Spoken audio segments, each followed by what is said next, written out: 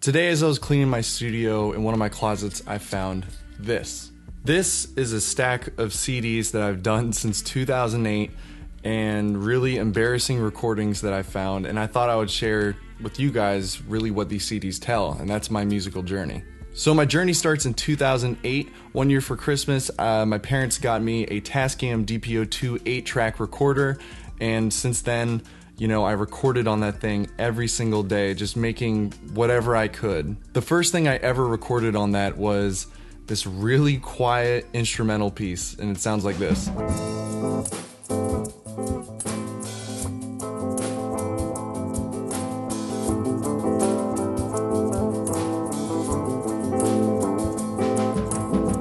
I went on to make probably hundreds of CDs of things like this, not really singing because I was really self-conscious and insecure about my voice back then. Me and my band at the time, Kinenis, we would record on it. I would make, just covers because I was too insecure about my own voice and also about writing my own music. I started writing my own music, but I didn't want to sing it. So Alden, the singer of Kinenis, he sang and I wrote.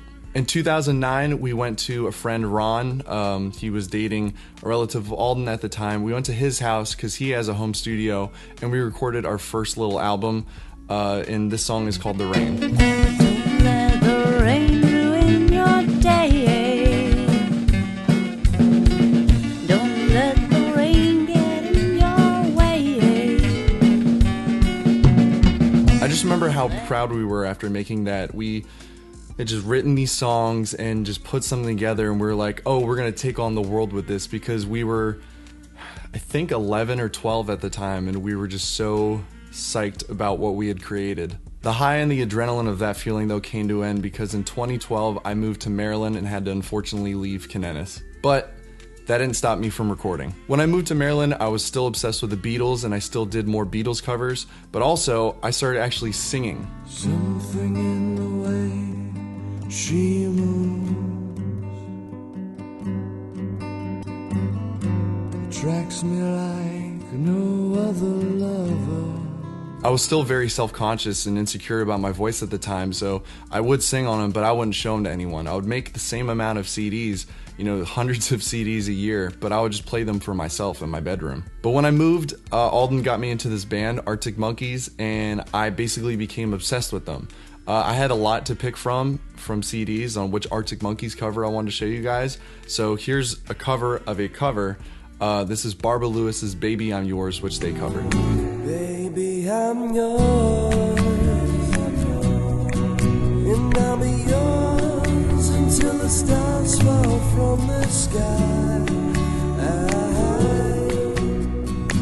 Toward the end of my freshman year, I met two guys, Hunter and Alex, and we formed a band called Black Friday. Black Friday was sort of like a alternative rock type thing that we did. We never really found a true musical identity, and honestly at this point, neither did I. In 2013, I had the pleasure of having my first actual recording studio experience.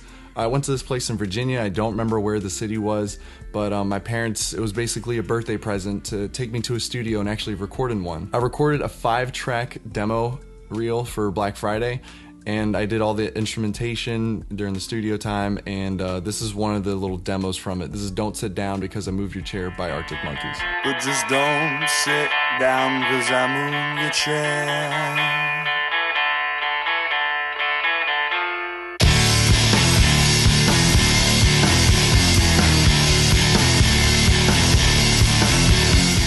Also during 2013, I kind of started to bloom as a songwriter, and I tried to, actually write more songs, because I could come up with music all day, but the words was the hard part for me. So I got this little journal, and I started writing, or at least tried to write every day, and the style just completely changed. I was just so lost in what I wanted to make. So here's a little snippet of something I made called Powerless Superman. I don't know where I'm going. I'm just a powerless Superman. 2014 was a huge change in music for me. I started listening to more heavy stuff. I started, getting into more aggressive rock, and I discovered the Foo Fighters. The Foo Fighters went on to be my favorite band. I've finally got to see them last year, and they were everything I ever hoped that they would be. And in my old music, you can definitely tell that I wanted to sound like Foo Fighters. So this song is called Wake. I've been sleeping way too long. I've been dreaming about someone, about a girl I knew once before. Here's another example in an old Kanena song that I rebranded and repurposed called Can't Control. So I try to teach you what I learned.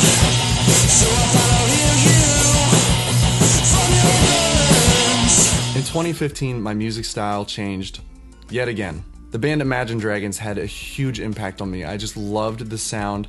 I felt that my voice sounded very similar to Dan Reynolds, which is the lead singer. I felt my voice, sort of sounded like his. So why not try to make music that sounds like his?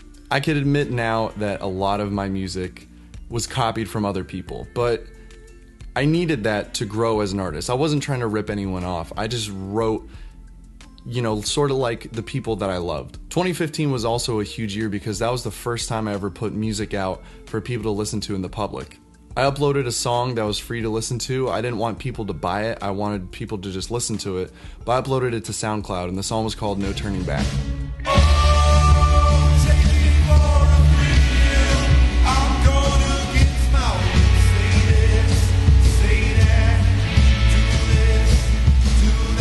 Later that year, I managed to get enough songs to put together an EP. It was 8 tracks, and it was called the New Beginnings EP. And this is the first time I ever released a whole collection of music to people.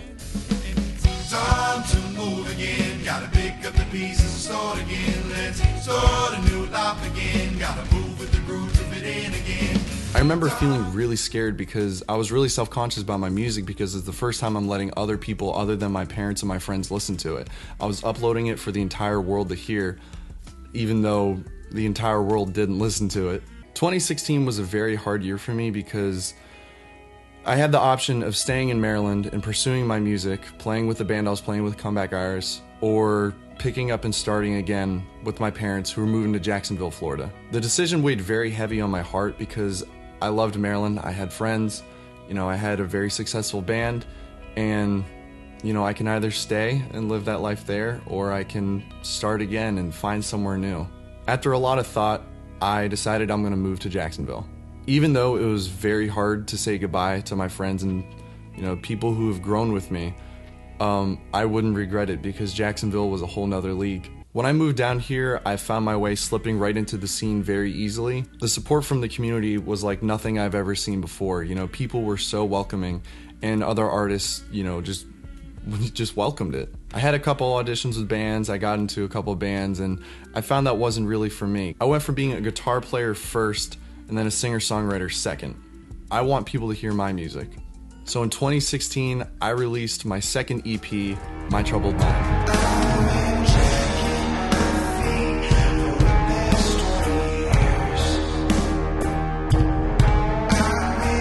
My Troubled Mind did a lot better than expected. I didn't expect people from, Maryland and from Florida and from other places that I've been to share it and, love it. I'm forever thankful for the people who supported that album and supported me during that time because, moving from one place to another place, it's a very scary thing because you don't think that you're going to have the support that you had once before. In 2017, surprise, surprise, I changed my sound yet again. I thought I wanted to fit in more with the beach scene and write reggae-ish music. So I wrote, I wrote Dirty Heads type stuff, or I wrote Jack Johnson type stuff. Here's a song that sounds exactly like Jack Johnson. It's called See. I want to get away. Why won't you let me be? That was a weird point in my life. Throughout 2017 and early 2018, I was really, prominent on the band type thing being my name. Like I wanted to be like a John Mayer, Jack Johnson type person, because I was writing all the music, I was recording all the music, and I just wanted people to play with me to, support me basically. Although that all changed in mid-2018 when I formed the band Barnes and the Heart. For Barnes and the Heart, I wanted a very positive and upbeat type sound, something I've never really done before. I always write sad songs and I always write songs about my mental health and just really negative things while trying to put a positive spin on it. But with Barnes and the Heart's music, I put a positive spin on it from the beginning. In mid-2018, after a couple of weeks that we had formed, we put out a first EP called End of Summer. The biggest song off the album was Insane, that had the most streams at the time after we released it, and it sounds like this. I can feel it running through my bones. I can feel it like a chemical. A couple months go by and I'm ready to put out some more music, so I've recorded I'm a Mountain, which became our biggest song on Spotify. Right now it has about 4,000 streams, and that sounds like this. Drop down, coming like an avalanche. Cold round through my head, rolling up to make a stand. So right now it is 2019. We have pretty much an EP done and ready to release right now. Here's a little snippet of what we're working on. I'ma write down, but I couldn't speak out. Talking is harder when you get shut down. But these kids help me see, never done what I really wanted to be. The point of me putting this video together is not only just to show you my journey, but it's also to embrace my mistakes and my imperfections, and to embrace embarrassment, because without embarrassment, there's no room to improve. And I'm glad I made these awful CDs back then so I could have something to improve from. So thank you guys very much for letting me share my musical journey with you. I'll see you in the next video. Peace.